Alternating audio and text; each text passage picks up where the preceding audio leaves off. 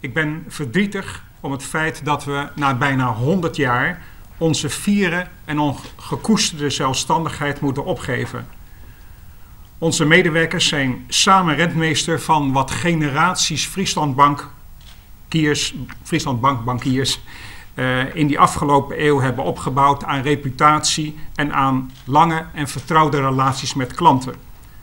En het is de taak van elke rentmeester om tot het uiterste te proberen datgene wat je wordt toevertrouwd weer aan je opvolgers door te geven. De dikte van ons financiële eis is gewoon niet genoeg meer om verantwoord met 300.000 tevreden klanten en 1000 trouwe medewerkers over verder te schaatsen.